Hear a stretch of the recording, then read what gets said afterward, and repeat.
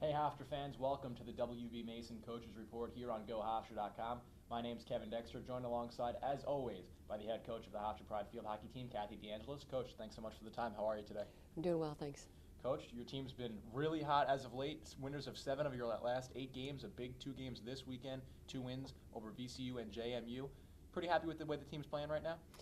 I really can't be happier, so it's exciting. And take a closer look at the game against VCU, a team who was picked to be a pretty good team in the CAA this year, above you in the preseason polls, and you go out there and beat them 7-0. What made your team so successful in that one? Well, we have had just had a great year overall, and I think right now, as we got into the conference, this is where we're supposed to be, top of our game. Our non-conference schedule really prepared us and for this step, and I mean, I was not shocked of getting 7 goals. It was definitely exceeded the expectation we had, but it was exciting and it was well deserved, and we're definitely ready for this conference play right now. And in that contest, you guys go into halftime with just the 1-0 lead and then explode for the 6 goals in the second half. Did you say anything to the team, or what really changed in the second half that really had your team turn it on? Well, we came out a little bit flat in the first half, and I think that obviously the pressure of every CAA game is there, and we have to minimize that so that we come out mentally and physically ready and prepared to play from the very beginning. And I felt that in the first 20 minutes of the game, we were playing well, we were playing steady, but we weren't playing to win the game. And definitely at the first 35 minutes, we were able to regroup and speak to the team a little bit about how, hey, we've got 35 minutes right now, and we've really got to play our game and everything we've been working on put together right now, or it's not going to happen. And we did from the start of the whistle, so it was great. And with 11 goals in the 2 games, obviously a big focus is on how well the offense is playing. We'll talk about them, but just giving up 1 goal, how impressive you've been with both Amanda Heidi and the defense to really help control the defensive end of the field for you guys? Oh, incredibly impressive. We're very steady back there, and we've been talking about that since day one, that this is going to be the core. Our back line is going to determine and really dictate how we perform this year, and it has to come from them. And I was really, really happy with Heidi, how she's performing, and also for a goalkeeper to play 70 minutes and only get a few shots, that's sometimes a little more difficult to mentally be focused where she's going to be getting several shots and she's in the action. So I thought, number one, it really showed her mentality to stay focused for 70 minutes and to be able to make the save when it's needed. And that's really not easy to do. And certainly, I mean, I can't say enough about Amy Lee, who is really the core of our backbone, and she's got tremendous players right now next to her. Carrie Cadu on the left side has done a great job. She's getting stronger and stronger. I believe she's becoming one of the best left backs in the CAA, and she's really beginning to take charge. Well, not beginning, she has been, and taking charge is so huge, especially in that left side. We must stop the right side of the attack. And also with the addition of Mel McCarthy at the right back right now, who's really doing a fantastic job. And you know, just in her first year here, so that's great, really. And you bring up Amanda Heidi not seeing too many shots on net. Does that concern you going forward in the CAA slate, that maybe there will be a game, say she sees 15 or 20 shots, and it's that making sure that she's focused for that to happen? Well, it definitely can happen, and for us, we have to prepare our practices for her being in practice for 2 hours and maybe get unlimited shots, but when those shots come in such a long period of time, she may only get a few shots. So for us, we're really going to try to simulate the next several practices for her and the goalkeepers to be prepared for entire practice. And sometimes they always want shots. They want a ton of shots and they want repetition. We want to give it to them. At the same time, the mental part of the game is huge for goalkeeping, and being prepared for just a few shots at any given time is something that is not easy to do. But I think we're going to continue to practice preparation for the keepers, especially through the rest of the CAA. And on Sunday, you pick up a 4-1 win over James Madison, another home win. You guys have been playing terrific at home, and right. The victory over JMU, another pretty good team in the CAA. Well, every team in the CAA is pretty good, but what were you most impressed with your team in that one? Be able to bounce back from the big win over VCU and still focus on the game against JMU. Right. Well, I felt coming into the game from the very beginning, we came out with like we did the second half of VCU. So we learned from what happened in the first game with VCU. We also were put in a very different, I guess, structure for James Madison came with a fall-away press, and we hadn't practiced that much, if any really coming into the season. So our first half, I thought we did a fantastic job with limiting turnovers to a new system played against us, and I think it was really important that it really showed from our backfield that, hey, whatever any team puts on us, we're going to make an adjustment. And once we really got the confidence and realized that we can play against this press, I definitely felt that really helped us, and we made another adjustment in the second half on our press too, which I think really made a change in coming in and scoring that many goals in the second half. So I was really impressed with our ability to adapt at halftime and to make a change, and that's something that's not easy to do with a team and try to make that many adjustments in at halftime, but we did, and it really capitalized on it. So I was really happy how we performed and how we were able to continue our game plan.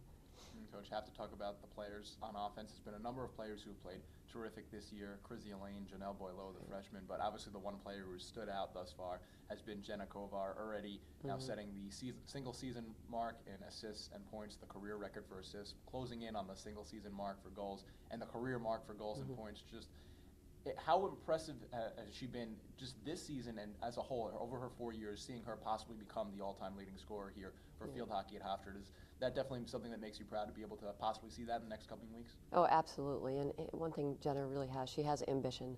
And I think anyone who is an All-American and on the verge of being a second time All-American, I think we have a great shot to have her become an All-American this year. But she has true ambition, and she can perform under any kind of pressure, whether it's the fact that she's not getting the ball that much or she's getting the ball that much. She can make the change, and it's been so exciting to see her career and to see her develop over the several years, and really in this final year to really come with like I said, I mean, ambition is the word for her, and it's excelling anytime she has the opportunity on the field, and she takes full advantage of that. So it's exciting, and we're looking forward to her hopefully breaking the mark. And Jen, of course, one player who's obviously been as a key player on this team this year, but you have throughout the season kind of made a couple of different changes throughout the lineup. Is there something that you said right now, you have 5 games to go, CAA tournament after that you're set on, okay, these are going to be the main players that I'm going to go with, or you're still trying to mix and match and look for the best combination? Well, we continue to change, really, our lineup, and players are challenging each other. This is an incredibly competitive squad, and which makes it exciting. It's a dream for a coaching staff to have so many players competing. And because of that competition, it's promoting different opportunities for different players. And also, depending on what type of team we play, some of our players can adapt in different situations and really help us. So I don't think we will ever have a real full set lineup that is something that we'll say, this is what we're going to do for the rest of the season. I don't think you should do that. And especially when we have such great competition. That's huge for us, and I think that's really going to help us and carry us through. This is coming in towards even though we're sitting second in CAA, it's very early, and we expect to get into the tournament. Seeding is definitely what's important to us right now, but every game is crucial. It's marginal, and that we have to perform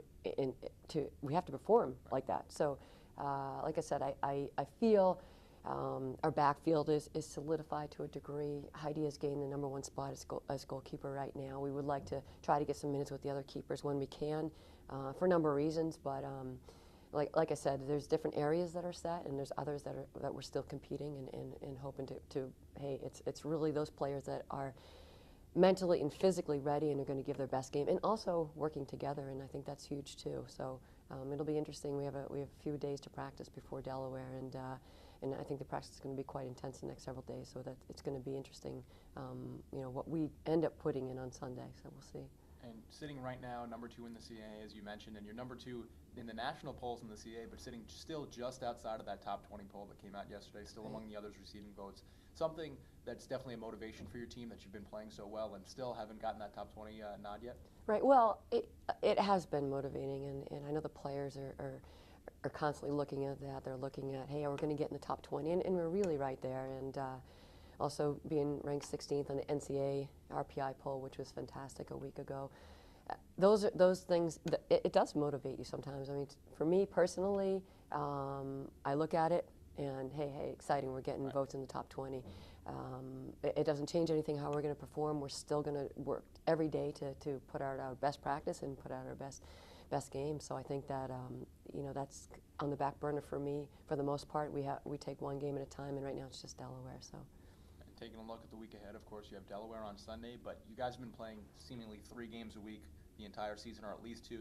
This week, only 1. You have a full week of practice before Delaware on Sunday, and you have that for the next couple of weeks. What's going to be the most important part of having that practice time again and being able to work on things before UDEL? Yeah, well, importantly, having this much practice time, we must take full advantage of it, and we must take full advantage at a high level. And that's something as a coaching staff that we're pushing day in and day out to keep the motivation there, to keep the energy there, and also to keep the focus. And also know we're continuing to get better. And just because we're sitting here with 10 wins, that does not mean that we should sit back and be complacent. It is important that we push and push. And this is really quality time and key time for us to prepare and use the time that we have for practice to work on set situations and areas that we may be weak at, and also continue with our strengths. So.